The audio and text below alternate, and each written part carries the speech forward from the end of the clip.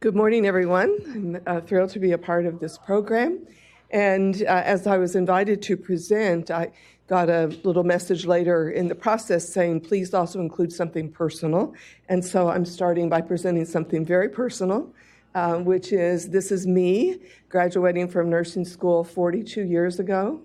And I share this personal perspective to say that when I was being trained to be a nurse, there was zero content in my entire curriculum on palliative care, which the word didn't yet exist, hospice, pain, end of life, death, anything whatsoever.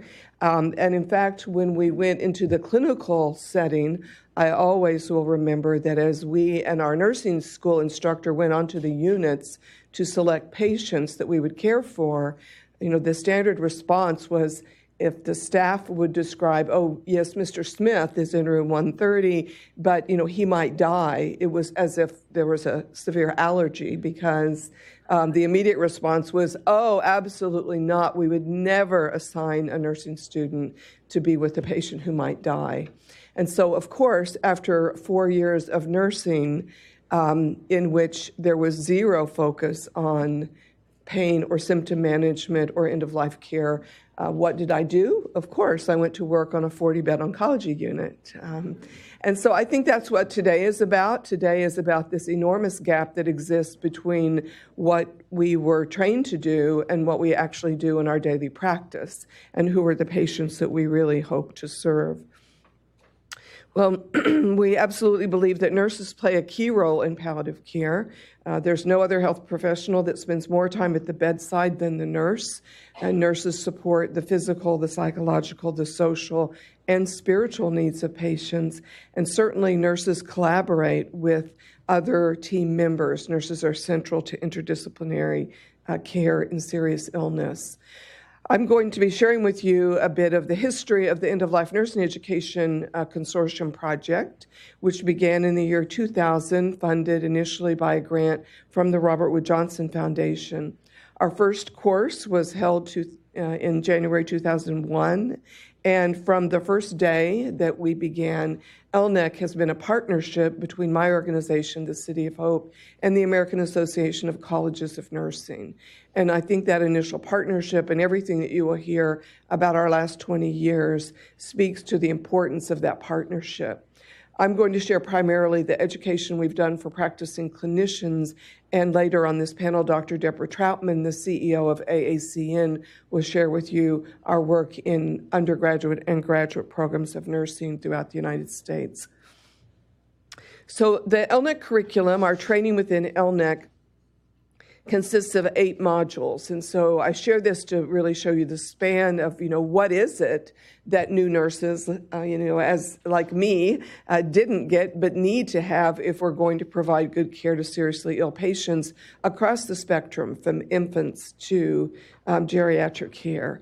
So we begin with the module about what is palliative nursing care, because again, nurses, as other professions, we enter, with this conceptual model of we're here to cure, to rehabilitate, to restore, to fix. And so we have this first module, which is about what are the goals of care for people who are seriously ill. And then we have modules on things like pain management and symptom management, but also on ethical issues that are a part of serious illness care, cultural considerations that we must all be committed to providing the best palliative care for those who are most underserved. Communication is an essential building block of all things in palliative care. Loss, grief, and bereavement.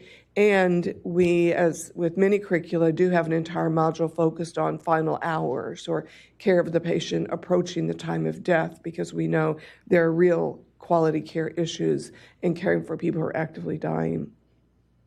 So where we've come 20 years later is that we have trained 24,500 ELNEC trainers. And by that, these are people who have come through a complete ELNEC course that is intended to not only teach the content, but to prepare those people to go back into their own settings or wherever they may go to train others. So these ELNEC trainers have returned to their settings and educated over 735,000 other clinicians in this area of palliative care. ELNEC has been presented in every state in the United States and the District of Columbia. And also this year, our 20th year of ELNEC, we celebrated that we've reached our 100th country. And so that's, again, something that we're extremely proud of. ELNEC is translated into 11 languages, which has been incredibly important in our international work. We very naively started ELNEC 20 years ago, thinking that we would have one curriculum. We would hold 5 national training courses, which is the funding from RWJ, and surely our work would be done. And now, 20 years and 240 courses later, one of the first lessons that we learned early on is that a generic core curriculum does not meet the needs. One size does absolutely not fit all when it comes to palliative care. So we started with ELNEC Core, but very soon, for example, we learned that people coming to us from geriatric settings, particularly long-term care settings, said, you know, most of our care is done by nursing assistants, so we need a curriculum that also reaches the unlicensed personnel. Again, one of the biggest voices in our curriculum has been the world of pediatrics. We had pediatrics integrated in the first core curriculum, but pediatric nurses quickly said, we see where you've integrated peds, but we're pediatric nurses and we do not want to sit through a bunch of discussion about adult care. We need our own curriculum. And so about 2 years later, we created the ELNEC pediatric curriculum. ELNEC critical care, nurses that work in critical care settings absolutely need their own curriculum. And so we have ELNEC critical care. A very important curriculum and part of the workforce issues that we've talked about already this morning is ELNEC for advanced practice nursing. This is one of our growing and very important curriculum. And then we also now have an ELNEC oncology APRN curriculum funded by the NCI. I'll say a little bit more about this in just a moment, but I think this is the model case of how dedicated funding from NCI is helping us to reach the generalist, the oncology advanced practice nurse, and helping that nurse incorporate palliative care as a part of their daily practice in oncology. We also have ELNEC communication curriculum now, an entirely separate ELNEC communication curriculum. And as you see, these are our courses that exist both in-person training as well as online. We also have our relatively new curriculum for all nursing schools in the United States, ELNEC undergraduate and ELNEC graduate, and Dr. Troutman will be addressing these curricula in her presentation. Our ELNEC international work have traveled to 7 of the 8 continents. We haven't been to Antarctica, representing 100 countries, and these trainers have presented to over 10,000 providers within their own countries. Interestingly, about half of our work internationally is with medicine. So when we go into a country with palliative care education, they're going to send anyone who we will let come because they're desperate for this education. And as I mentioned, we've been translated in 11 languages, our most recent in Hindi with the work of Jody, who you'll be hearing from later, who leads the amazing work happening now in India. Since the beginning, we've tried to include evaluation of outcomes. We have 41 papers that have been published with outcomes of ELNEC training, as you heard earlier, because to simply train is not the goal. The goal is how can we get this to the bedside and how does it impact practice, but also how does it change systems of care. These are some examples of ELNEC projects that I think really are impacting the workforce issue in a very substantial way. Advanced practice nurses are really key palliative care members, and their roles impact leadership, practice, education, and research. The training for these courses is not only that clinical content, but they also need information such as budgeting and quality improvement, education, and leadership. And this includes both an adult and a pediatric APRN track. So to date, we've held 14 APRN courses, training just under 1,000 APRNs.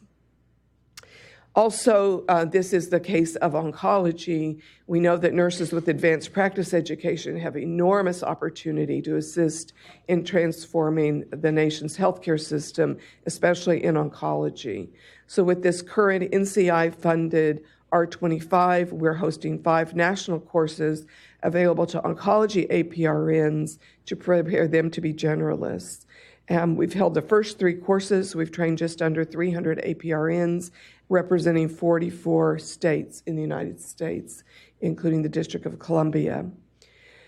So what are the contents within our modules? And so when people come to ELNEC training, they get objectives, outlines, PowerPoint slides, case studies, reference lists, supplemental teaching materials, and we refer to CE ready, meaning we send them home ready for all that they would need to have a CE approved course within their own institution, and including both didactic as well as lab sessions.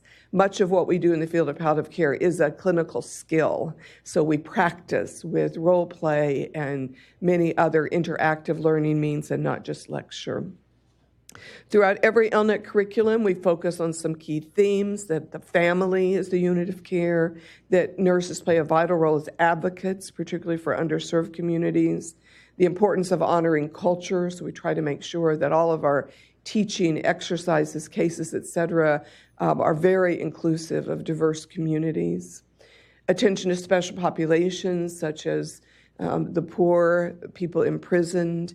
We had a tremendous honor to be able to create an entire ELNEC curriculum for all the VA facilities in the United States and to train all the VA acute care settings to provide better care for veterans. End-of-life issues impact all systems of care. We certainly keep as a key theme the financial issues and that palliative care is needed in all serious illness as well as in sudden death. So, for example, in our critical care curriculum, we're very attentive to deaths in the ED, to really deaths that occur everywhere in health systems. Palliative care is needed in all serious illness and sudden death. So in terms of evaluating our efforts, we look at the number of courses, the number of people who are trained, individual goals, and then we also look at system change. So for example, with our APRN training, we track because we want to know how many of these APRNs have been able to implement things like family conferencing, how many APRNs have put into place things like standard orders, protocols for better symptom management, and so how do they actually change systems of care? I want to sort of summarize, 20 years of work in a few bullet points, and what I would say is a few lessons learned are that there's incredibly limited funding for educational projects, incredibly limited. The NCI has been the only institute at NIH that has offered the R25 mechanism, and so there's so much that needs to happen in every other population beyond oncology, but there's such limited money for education.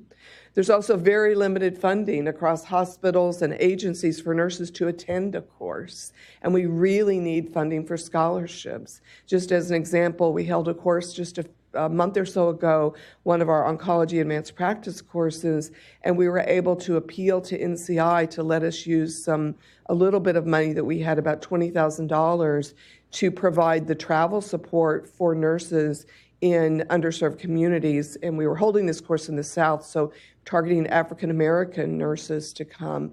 And the bottom line is, if you build it, they will come, right? If you have scholarships, if you provide a way for people to come to educational courses, they will be there. But if you don't, they have no money. There is no money. And so we've got to find ways to get our professionals, particularly in underserved communities and serving the poorest and most needy populations, to be able to participate in education. And certainly nursing extends across all clinical areas, thus the challenge of keeping all of these balls in the air in these multiple curriculum. All of our curricular are evidence-based and all of our curriculum are updated annually, and that is an enormous amount of staff time for which there is no funding. In terms of strengths, absolutely our collaboration with the AACN has been vital, and you'll hear more from Dr. Troutman about that. Collaboration with other organizations such as the Oncology Nursing Society and our current APRN effort. Having a train-the-trainer format, giving people the ability to go out and train. We track So there's a process if people want to host their own ELNEC training in their communities. There's a process, and currently there are over 200 ELNEC courses held around the country every year by other people. So these are the courses we are not doing, other people are doing, and I always love to tally those numbers at the end of the year because I think that's our best measure of how we have enabled other people to do ELNEC training. And certainly the value of both in-person and online learning. So I'm going to end my presentation with a personal message, just like I started my presentation with a personal message. And here's the personal message. For every one of us in this room, listening in, or who will read the proceedings, if someone you love is seriously ill, you would want their symptoms to be well managed, you would want support for your family, you would want good communication, you would want spiritual and psychosocial support, and a death that respects and honors their life.